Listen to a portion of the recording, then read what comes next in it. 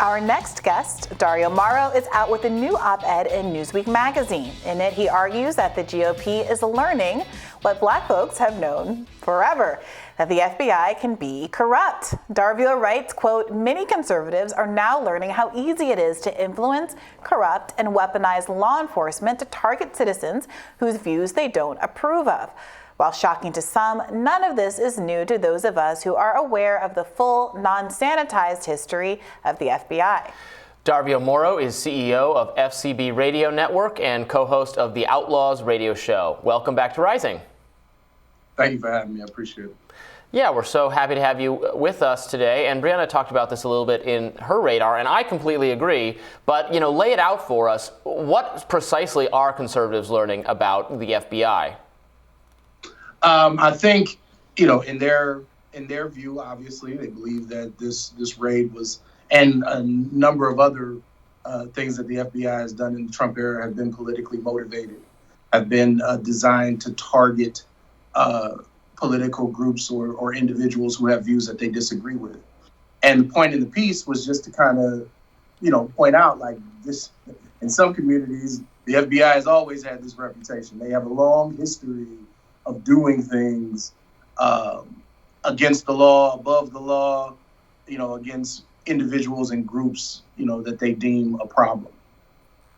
Yeah, you are seeing now this weird alliance of political interests and responses to this particular event. You have Candace Owens, I believe, tweet that we should abolish the FBI. You had Marjorie Taylor Greene saying we should do the same. And you have some liberals who have now decided that the FBI is good, actually, because it has in its sights a target that they don't like in the form of Donald Trump. What would you say, what would your response be to liberals who say, this is not the time to be aligning with kind of distasteful bedfellows on the right, especially since people like Marjorie Taylor Greene and Candace Owens and other conservatives who are just now criticizing the FBI might not be doing so in good faith? Well, I think part of the issue is this is the stuff that the regular American people, they hate, right? Like at the end of the day, right is right. I'm for what's right, no matter who it benefits, right? So at the end of the day, we know the history, especially if you're Black. Most of us know the history of the FBI and the things that the FBI did to, for example, Martin Luther King or Malcolm X or the Black Panthers. You know what I mean? We know the history there. So it's absurd to me to want to then become fans of the FBI because people you don't like them. That's the whole like political maneuvering. That's the stuff that people hate.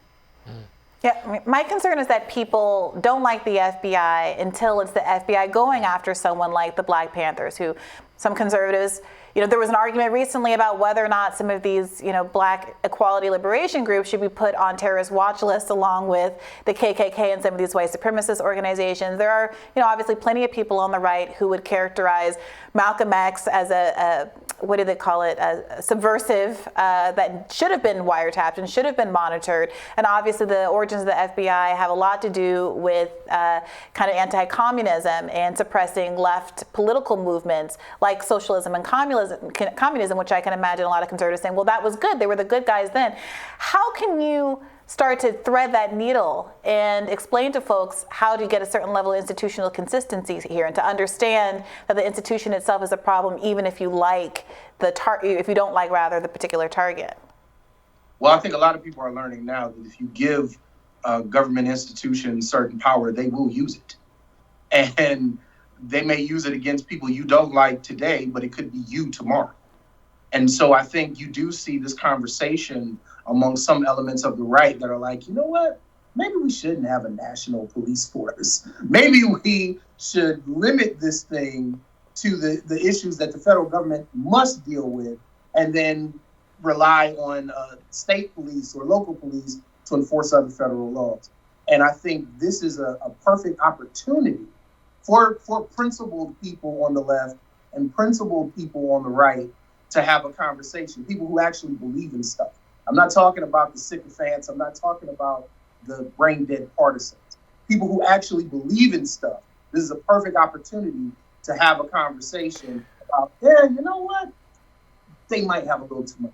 Well, and isn't it really a lesson about how these agencies serve their own ends? They serve, they're working with Democratic aims or Republican aims when the institution itself thinks that's in its best interest. But overall, the institution is serving its own interest. These are, all of these agencies, FBI, Homeland Security, other agencies are their own beasts by now. They're massive bureaucracies that are only distantly accountable to political forces and not very accountable at all to the American people. So they're doing what they think is in their best interests, not really, it's ideological from their standpoint, but it doesn't easily necessarily fit a political narrative because they're doing, they want to survive, they want more funding, they want more flexibility and freedom and power. That's true for our law enforcement. That's true for, our public health bureaucracy. That's true. We found out during the pandemic the ways in which that was true for our public health bureaucracy.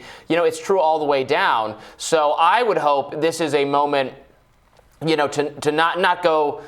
Really a deep state of sorts. Obviously, that terminology can be used in ways that is too conspiratorial, but it is not wrong to say that these agencies take on a life of their own. They're so vast that does not properly serve either really partisan political purpose, but is its own entity.